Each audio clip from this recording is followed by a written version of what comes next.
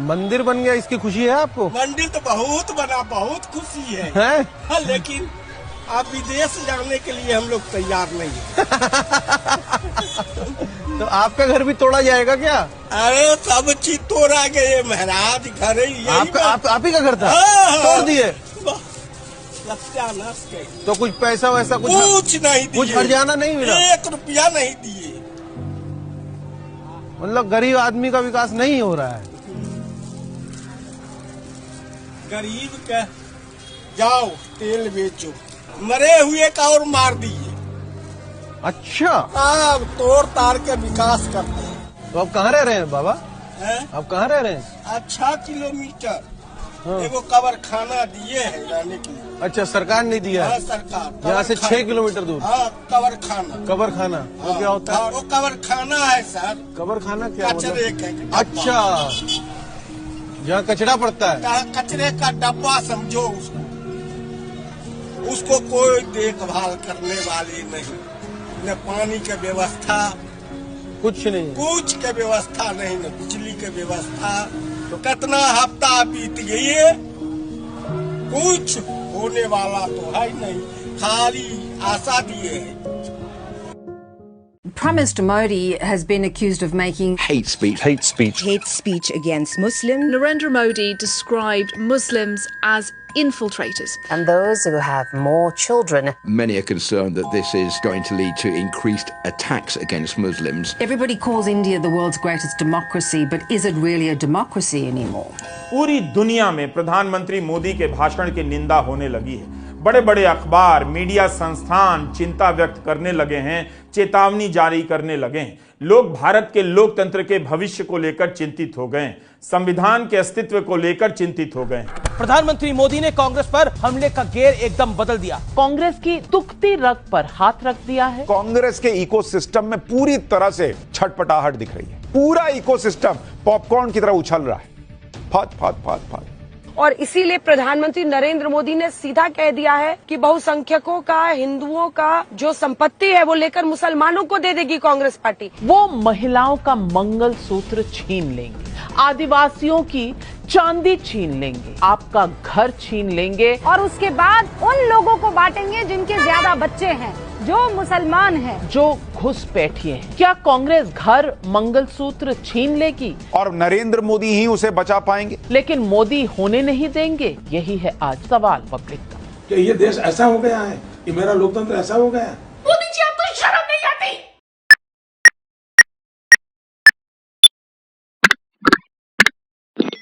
Hello everyone, I hope कि आप सब अच्छे नहीं भी होंगे तो चैनल प्रिटेंड तो कर ही होंगे। और अभी हम लोग देखने वाले हैं गोदी मीडिया के एक्सपोज वीडियो, और हर वीडियो का दूंगा मैं अपना ओपिनियन कि मैं इस टॉपिक पे क्या सोचता हूँ। तो आप लोगों से रिक्वेस्ट है, चैनल के साथ जुड़ जाएं, सब्सक्राइब कर ले, फ्री ऑफ कॉस्ट।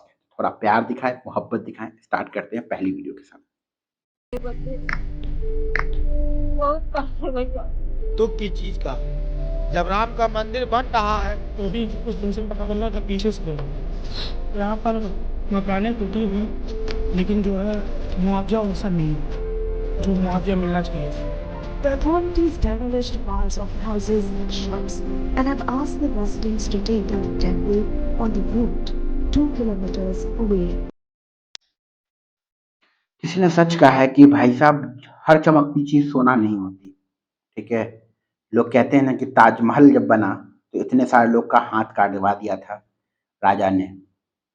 तो हम लोग बोलते बहुत क्रूर राजा था, बहुत घटिया राजा था, कि जो है ना एक ताजमहल बनाने के चक्कर में, मतलब ताजमहल बनाने का इतने सारे लोग का हाथ कटवा दिया। राम मंदिर बनने में लाखों लोगों का घर उजड़ गया। इसको आप क्या कहोगे? क्रूरता कहोगे कि नहीं कहोगे? बताओ।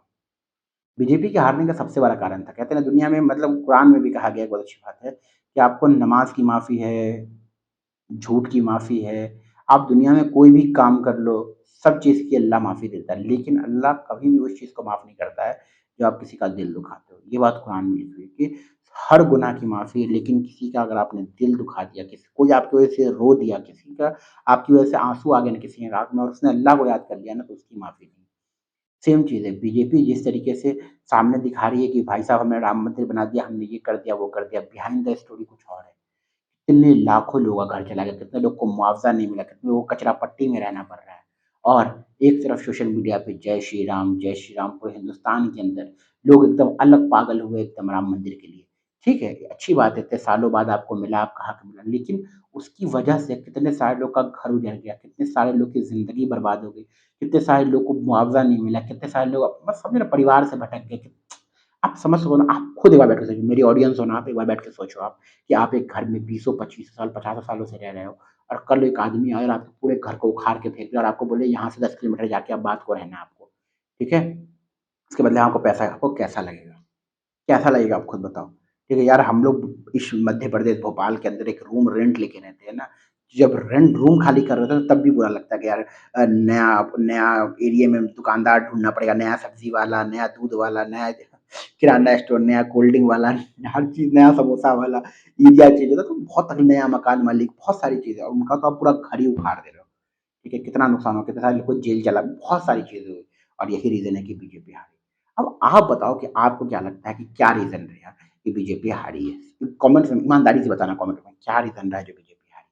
चलो अगला देखते हैं। जिस प्रकार बिच्छू को यह ज्ञान नहीं होता कि उसका डंक केवल किसी और को नहीं स्वयं उसे भी चुभ सकता है, उसी प्रकार एक दुष्कर्मी को भी यह ज्ञान नहीं होता कि उसका दुष्कर्म स्वयं उसे भी हानि पहुंचा सकता है। जो दूसरे को दुख देकर हंसता है, होनी उसे दुख देकर 100 बार रुलाती है।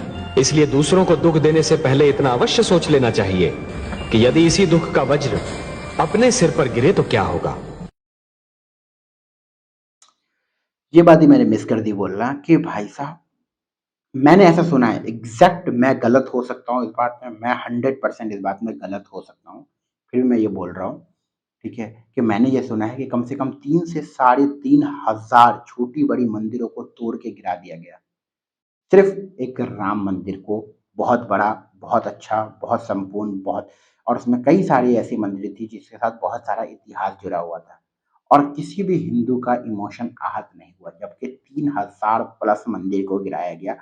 ये मैंने सुनी हुई है, कहीं पढ़ी हुई है, इस बात में मैं, हो सकता है पूरी की पूरी झूठ भी हो ये बात, लेकिन मैंने ये पढ़ी है और ये बात कई हद तक सही भी हो सकती है। आप थोड़ा रिसर्च करोगे, आप थोड़ा रिसर्च कर लो, आपको समझ में आ जाएगा। ठीक है, मैं सुनी सुनाई बात में बोल रहा हूँ, ठीक है, लेकिन ये सच है, मुझे इतना मतलब क्या बोलूँ ना, मैं ऐसे 50-50 पे हूँ, ठीक है। आप सोचो कि अगर एक मंदिर भी गिरा है, मैं नहीं बोलता 3,500-3,000 का, मैं गिनती नहीं, मैं एक मंदिर की सिर्फ बात करता हूँ कि अगर एक राम मंदिर को इतना बड़ा दिखाने के चक्कर में हजारों मंदिरों को अगर तोड़ा गया या एक भी मंदिर को तोड़ा गया, तो क्या किसी हिंदू की आस्था को आहत नहीं हुई होगी? हाँ, तब ये चुप हो जाते। मैं बोलूँ ना कि ये हिंदू जो है आज के, जो आपको रियल की बात नहीं कर रहा हूँ, जो सोशल मीडिया के हिंदूज आपको दिखते हैं ना, उनको किसी चीज़ से कोई लेना देना नहीं। कहीं मंदिर टूटे, कहीं कुछ हो जाए, महिलाओं के साथ गलत हो जाए, कहीं बुजुर्ग के साथ गलत हो जाए, कहीं पे कुछ हो जाए, कुछ भी, कुछ लेना देना नहीं है। लेकिन अगर सिर्फ और सिर्फ उस चीज़ में अगर बीजेपी इन्वॉल्व हो जाएगी ना, तब इनको हर चीज़ से तकलीफ है, हर चीज़ से प्रॉब्लम है, हर चीज़ पे रोना गाना कर देंगे। कोई अगर किसी महिला के साथ गलत कर दिया, मान के चलो रेप कर दिया, ठीक है, लेकिन अब क्या है, वो बीजेपी क्या है, अगर वो हिंदू भी है ना, तो अब उसको जस्टिफाई करने वाले लाखों करोड़ों हिंदू आपको रोड पे दिख जाएंगे। लेकिन अगर वहीं पे किसी और धर्म का रहा, तो फिर भी ये हिंदू आपको दिख जाएंगे दंगा करते हुए, नफरत कराते हुए, नफरत फैलाते हुए, ठीक है। तो इतना समझ लो कि उसमें कहीं ना कहीं कनेक्शन उसका हिंदुत्व प्लस बीजेपी होना चाहिए, तो फिर उस चीज़ का मुद्दा बनता है। हिंदुत्व है, कोई मुद्दा नहीं है, मुस्लिम है तो मुद्दा तो बनेगा ही बनेगा, बीजेपी के साथ नाम जुड़ गया तो भाई साहब उसका तो अलग है। तो ये दोगलापन और ये हिपोक्रेसी मुझे तो समझ में आती है, आपको आती है कि नहीं आती है बताओ, और कमेंट में बताओ कि मंदिर कितना मंदिर टूटा था, आप लोग कमेंट में बताओ कितने मंदिर टूटे थे, गूगल से सर्च मारे, कमेंट में बताइए। चलो अगला देखते हैं। 19 मंत्री चुनाव हार गए। देखिए, 19 मंत्रियों का चुनाव हार जाना छोटी मोटी बात नहीं है, और उनकी लिस्ट देखिए, और इन 19 मंत्रियों में सबसे बड़ी हार जिस मंत्री की हुई है वो है श्रीमती स्मृति ईरानी जी। सबसे बड़ी हार उन्हीं की हुई है, जो महिला एवं बाल विकास मंत्री थी, जिन्होंने अमेठी में चुनाव लड़ा था, और अमेठी में स्मृति ईरानी जी की हार का अंतर 1,67,000 वोटों का रहा है, और यह हार भी उन्हें किसी बहुत बड़े नेता के हाथों नहीं मिली है, यह हार उन्हें राहुल गांधी से नहीं मिली है, यह हार उन्हें कांग्रेस पार्टी के एक कार्यकर्ता, जो पहली बार चुनाव लड़ रहे थे, जिन्होंने खुद कभी यह नहीं सोचा था कि वो कभी चुनाव लड़ेंगे और सांसद बनेंगे, उन कार्यकर्ता किशोरी लाल शर्मा से उनको इतनी बड़ी हार मिली है। और मोदी सरकार के जो 19 मंत्री हारे हैं उनमें सबसे बुरी तरह हारने वाली मंत्री हैं श्रीमती स्मृति ईरानी जी। इसके अलावा झारखंड में अर्जुन मुंडा की हार का अंतर 1,49,000 वोटों का रहा। और बाकी के जो अब मैं बताता हूं कि स्मृति ईरानी क्यों हारी। बहुत रीजन है, बहुत, लेकिन सबसे बड़ा 2-3 रीजन मैं आपको बताता हूं, ठीक है। आप भी कमेंट में बताना आपका क्या रीजन है, क्या सोचते हो आप स्मृति ईरानी क्यों हारी। पहले मैं बताता हूँ, ठीक है। सबसे बड़ा जो हारने का कारण है वो है इनका दोगलापन, वो है इनकी हिपोक्रेसी। यूपी बिहार की भाषा में इनकी हरमजदगी, सिंपल भाषा में समझो तो। अब सोचो कि ये महिला 2012, 13, 14 तक महंगाई के नाम पे आग उगलती थी,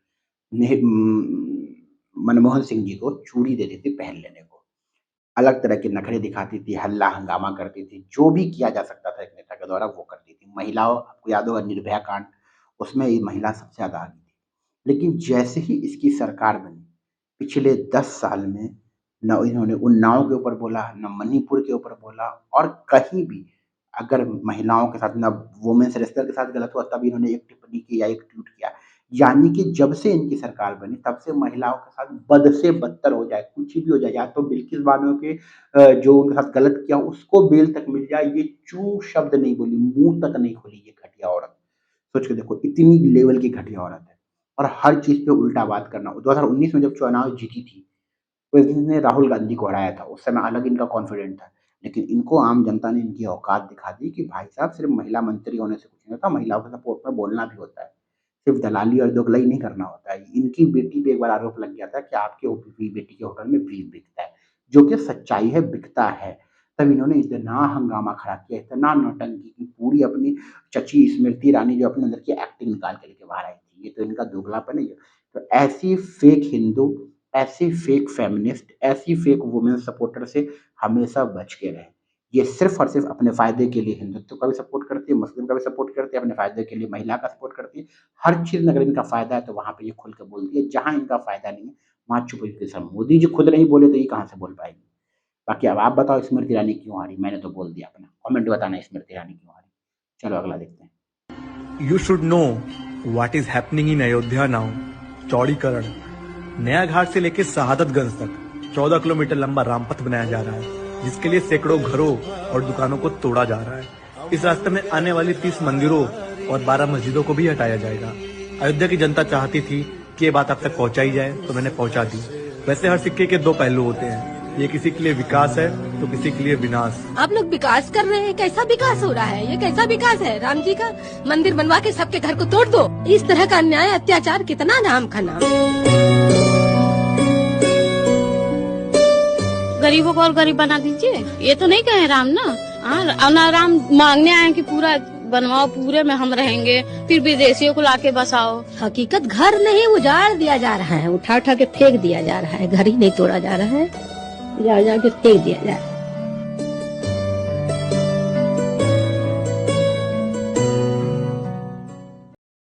this is the ground reality. आपको आंसू देख के बहुत बुरा लगा होगा ना। एक इंसान ना जब बहुत पीक पे इमोशनल होता है ना, जब पीक पे हर्ट होता है ना, या क्या ना पीक होता है कि बहुत ज्यादा जब हर्ट हो जाता है, बहुत ज्यादा दुखी होता है, तभी उसकी आंख से आंसू निकलता है। और यहाँ पे वो हुआ है।